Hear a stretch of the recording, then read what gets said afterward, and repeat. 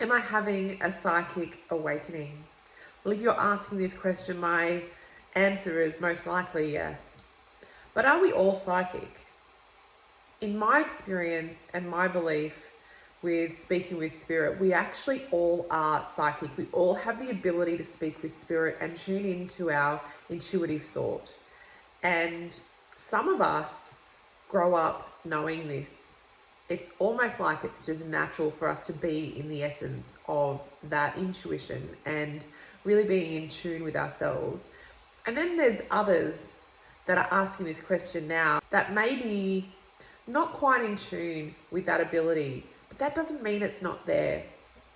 And what often happens is we have this major life event that happens in our life, and maybe it's the loss of a baby, the loss of a loved one, maybe it's a breakdown in a long-term relationship, maybe it's like a breakthrough from a really long-term hardship, maybe it's a change in career.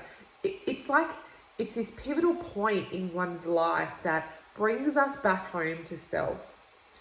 So, what does psychic gifts look like? And you might relate to some of these and realize that you've actually had these gifts for a very long time and just haven't noticed that they're actually psychic and intuitive thought. What does a psychic gift look like?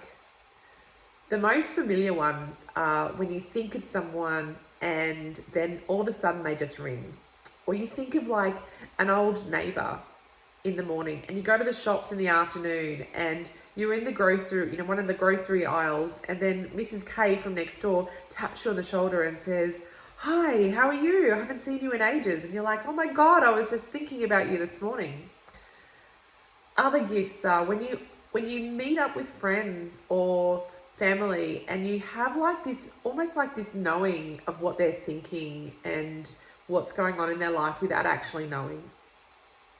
It's when you feel and sense into other people's emotions, knowing that you're an empath and you take on other people's emotions, you can tend to become introverted. So a lot of empaths are mistaken as introverts because that's how they learn to manage their energy. It's because they actually don't have proper boundaries with their energy and others.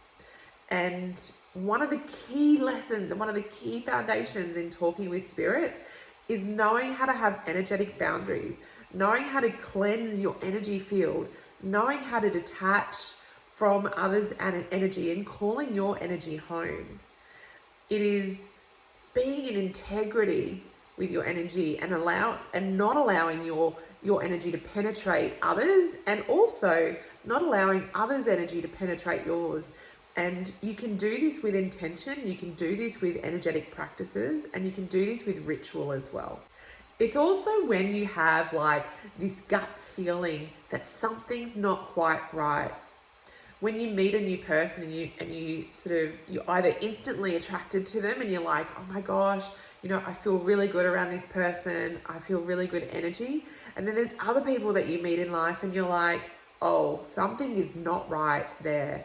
And it's like this like real gut response. Like you can feel it churning in your stomach the second that your energies meet, whether it's shaking hands or whether it's even just sort of being in the energy field.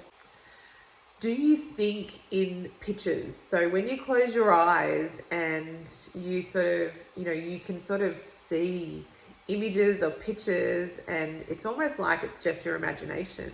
Well, what if I told you that was not your imagination? That was actually a gift that you've been given to see messages from spirit. So even if you don't feel like you are psychic right at this very moment, and yet you're feeling some of these things that I've just mentioned, without energetic boundaries, without knowing how to clear your energy field, without knowing how to detach from other people's energies that potentially could be draining you, you can lead up to what I call a psychic burnout. And that is when we're feeling, some days you may feel really drained. This can happen when we're not constantly clearing that energy field, when we're not putting up these boundaries with spirit and with others.